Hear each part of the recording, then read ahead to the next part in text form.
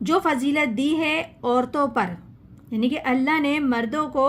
عورتوں پر فضیلت دی ہے، برتری دی ہے، اس احسان کو مت بھولنا، اس بات کو مت بھولنا۔ اعوذ باللہ من الشیطان الرجیم، بسم اللہ الرحمن الرحیم، السلام علیکم رحمۃ اللہ وبرکاتہ۔ جیسے کہ کل بھی ہم نے سورہ بقرہ کی 2 آیتوں کا سر ترجمہ تفسیر خلاصہ بیان کیا تھا، جس میں ارشاد ربانی ہو رہا تھا کہ کچھ نہیں گناہ تم پر، اس میں کہ اشارے میں کہہ دو پیغام نکاح کا مذکورہ عدت والی عورت کو، جو عدت گزار رہی ہے اس عورت کو، یا پوشیدہ رکھو اپنے دل میں۔ اللہ کو معلوم ہے تم ضرور ذکر کرو گے ان عورتوں کا، لیکن ان سے وعدہ نہ کرو نکاح کا، مگر یہ کہ کہہ دو کوئی بات رواج شریعت کے مطابق، اور نہ ارادہ کرو تعلق نکاح کا یہاں تک کہ پہنچ جائے عدت اپنی انتہا کو، اور یقین رکھو اللہ جانتا ہے جو کچھ تمہارے دلوں میں ہے، سو ڈرتے رہو اللہ سے، جان رکھو اللہ بخشنے والا اور تحمل والا ہے۔ آگے ارشاد ربانی ہے، لا جناح علیکم ان طلقتم النساء ما لم تمسہن او تفریضوا لہن فریضہ، کچھ مواخذہ نہیں تم پر کہ اگر تم طلاق دو ان عورتوں کو اس وقت کہ نہ کہ تم نے ان کو ہاتھ لگایا ہو، نہ مہر مقرر کیا ہو ان کے لیے۔ اس آیت میں رب العزت فرما رہے ہیں کہ تم پر کوئی گناہ نہیں ہے کہ تم ایسی بیویوں کو طلاق دینا چاہو تو دے سکتے ہو جن کو تم نے اب تک نہ تو چھوا ہو نہ مقرر کیا ہو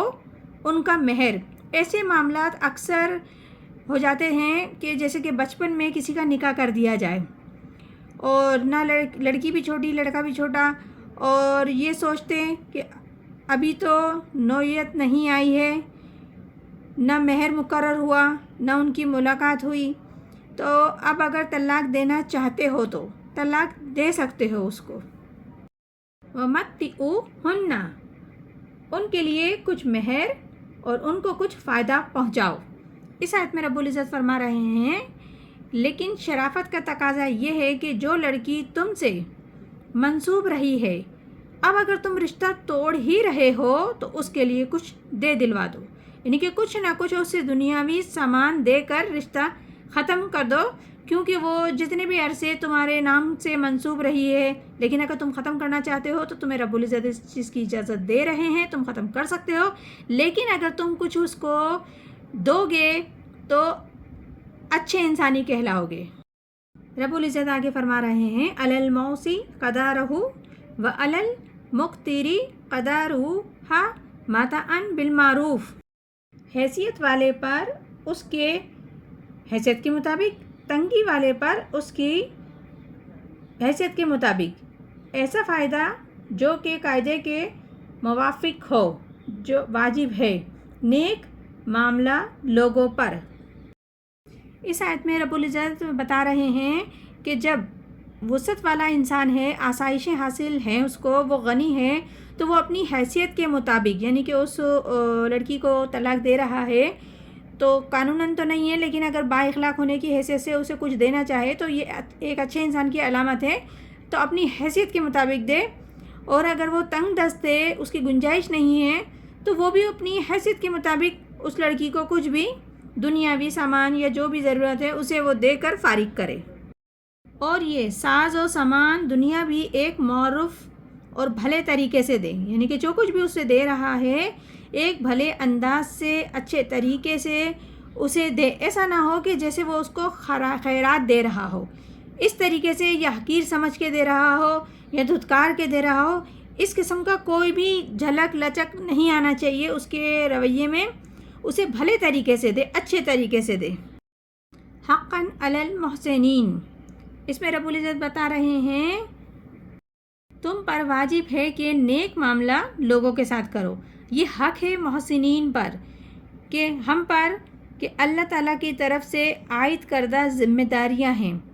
تو وہ اچھی طریقے سے، محسن طریقے سے پوری کریں۔ آگے ارشاد ربانی ہے، وَإِن طَلَقْتُمُوهُنَّ مِن قَبْلِ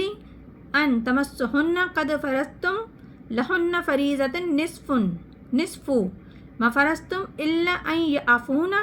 أَوْ يَعْفُوَ الَّذِي بِيَدِهِ عُقْدَةُ النِّكَاحِ۔ اور اگر طلاق دو ان کو ہاتھ لگانے سے پہلے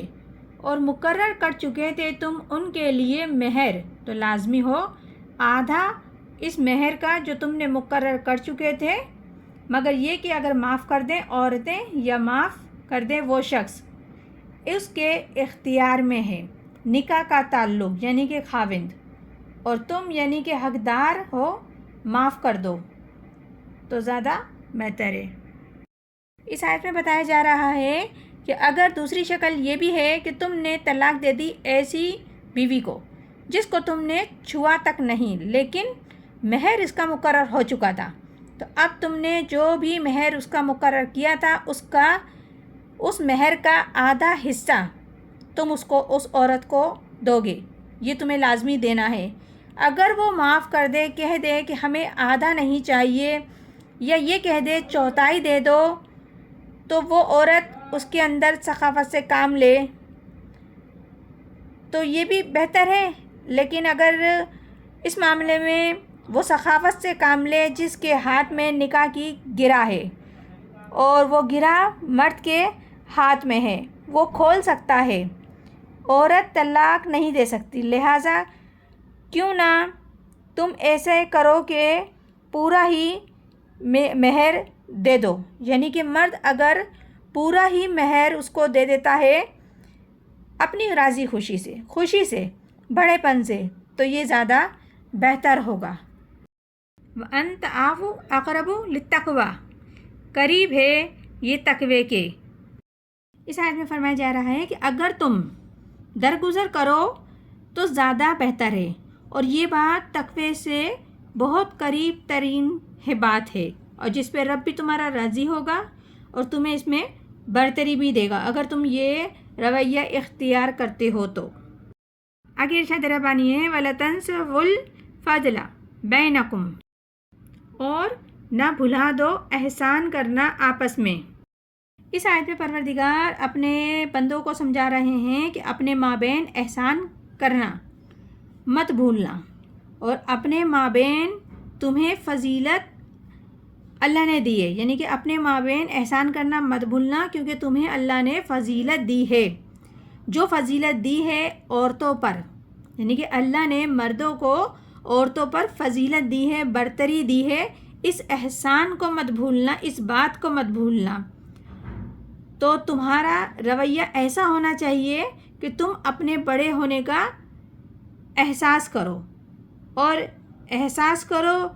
ان کے ساتھ نرمی کا رویہ اختیار کرو، ان کو زیادہ دو، تم نے جتنا بھی مہر مقرر کیا تھا اس سے بھی زیادہ مہر دو، یا دلوا کر ان کو رخصت کرو گے۔ قانوناً تو مہر صرف اتنا ہی ہوگا جتنا لکھا گیا ہے، لیکن اگر تم زیادہ کر کے دیتے ہو تو تمہارا یہ بڑے پن کا اظہار ہے اور تمہارے لیے بہتر ہے، اور تم پورا دیتے ہو یا زیادہ دیتے ہو، جو بھی دیتا ہو، تو اس میں تم ہی بڑے پن کے دائرے کار میں آؤ گے اور رب کی رضا بھی تمہیں حاصل ہوگی، اور رب نے جو تمہیں درجہ دیا ہے عورت کے اوپر زیادہ فضیلت کا، اس چیز کا بھی تم حق ادا کرو گے۔ ان اللہ بما تعملون بصیر، بے شک اللہ تعالیٰ جو کچھ تم کرتے ہو اچھے سے دیکھ رہا ہے۔ اس آیت میں بھی رب العزت بتا رہے ہیں یقیناً جو کچھ بھی تم کر رہے ہو اللہ اسے ٹھیک ٹھیک دیکھ رہا ہے، اور اگر تم کسی کے ساتھ احسان یا رعایت کرو گے تو اللہ تعالیٰ اس چیز کی جزا اور خیر تم کو ضرور دے گا۔ اللہ تمہارے ساتھ بھی احسان کرے گا، تمہارے معاملات میں بھی رعایت کرے گا، تمہارے لیے بھی ترقی کے، خوشحالی کے راستے ہموار کرے گا، اور تکلیفیں، مشکلات، پریشانیاں جو تمہاری ہیں وہ سب تمہاری آسان کرے گا اگر تم اس کے بندوں کے ساتھ رعایت کرو گے، ان کے ساتھ احسان کرو گے، اور اپنے مرتبے کو مد نظر رکھتے ہوئے تم بڑے پن کا ظاہر کرو گے، اپنا بڑا پن ظاہر کرو گے، جتلاؤ گے، دکھاؤ گے اور ثابت کر کے دکھاؤ گے، تو رب العزت تمہیں مزید فضیلتیں عطا فرمائے گا۔ یہ سورہ بقر ہے جس کی ابھی ہم نے 2 آیتوں کا ترجمہ، تفسیر، خلاصہ بیان کیا ہے، آئندہ بھی مزید انشاءاللہ کرتے رہیں گے۔ پروردگار عالم ہم سب کو قرآن پاک صحیح طریقے سے پڑھنے، سمجھنے، عمل کرنے کی توفیق عطا فرمائے، کیونکہ پروردگار زندگی کے ایک ایک باریک سے باریک پہلو پر کھول کھول کے روشنی ڈال رہے ہیں۔ یہ کس لیے ڈال رہے ہیں؟ تاکہ ہم جو انسان ہیں وہ ان کو اپنائیں، اختیار کریں اور اس کو فالو کرتے ہوئے چلیں، تاکہ زندگی میں ہم انسان بن جائیں. نہیں تو ہم اگر ان سارے دائرۂ کار سے باہر نکلتے ہیں تو حیوان میں اور ہم میں کوئی فرق نہیں رہتا. وہ بھی اسی طریقے سے لابالا قانون کی طرح زندگی گزارتے ہیں اور ہم بھی اسی طریقے سے زندگی گزارتے تھے. ہم میں اور حیوان میں، تمام مخلوقات میں یہی فرق ہے کہ ہماری سرپرستی، رہنمائی اور نمائندگی پروردگار عالم قرآن پاک سے کر رہے ہیں، اپنی آیتوں سے کر رہے ہیں، اپنی نشانیوں سے کر رہے ہیں، اپنے احکامات سے کر رہے ہیں. اگر اس باریک سی بات کو سمجھ لیں تو انسان بہت بڑا کامیاب انسان بن سکتا ہے. تو جزاک اللہ، ہم سب کو پروردگار قرآن پاک سمجھنے کی توفیق عطا فرمائے. آمین ثم آمین. جزاک اللہ.